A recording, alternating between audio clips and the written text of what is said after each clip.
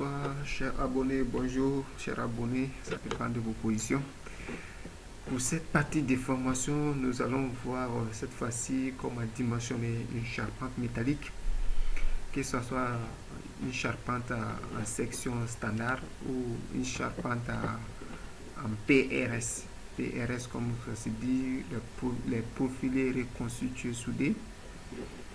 Nous allons voir ensemble comment dimensionner avec le logiciel robot une charpente métallique.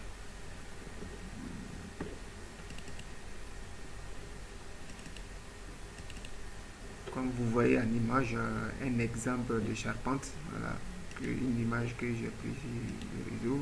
Voilà. Vous allez voir comment on peut dimensionner une charpente à un entrepôt, que ce soit en section PRS, c'est-à-dire que les arbalétriers sont en type PRS ou c'est en type profilé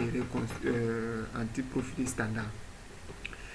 Et à la fin de la formation, nous allons aussi voir comment nous pouvons exporter notre modèle robot qu'on a eu à dimensionner, que ce soit les types de profilés, la section de profilés, l'assemblage, comment nous pouvons donner un plan typique comme ça, un plan charpente pour prêt à l'exécution sur les chantiers, avec tous les détails nécessaires, que ce soit l'assemblage, les détails du débit, les détails de façonnage, ainsi de suite. Comment nous pouvons, à travers le logiciel Tekla Structure, comment nous pouvons faire les assemblages de nos différents charpentes métalliques.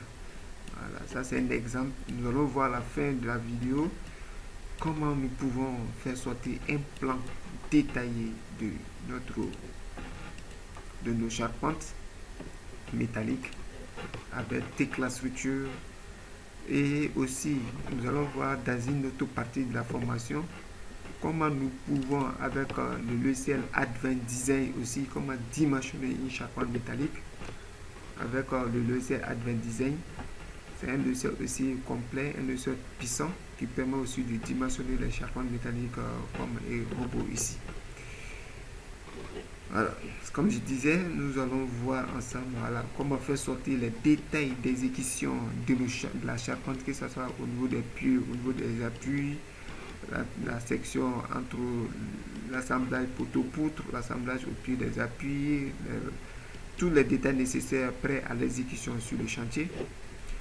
Avec le logiciel robot, nous allons voir comment faire ce type d'assemblages, ce type de charpente métallique avec les assemblages, tout en accompagnant avec une note de calcul bien précis et bien détaillée pour que les clients ou si les chantiers n'aient pas de soucis d'exécution des éléments de charpente.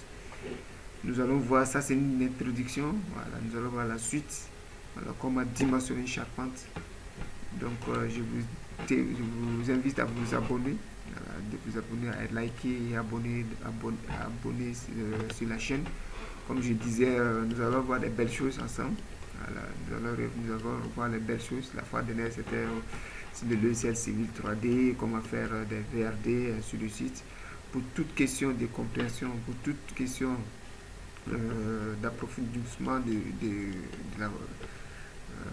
la formation, n'hésitez pas à m'écrire. Voilà, je suis à votre disposition.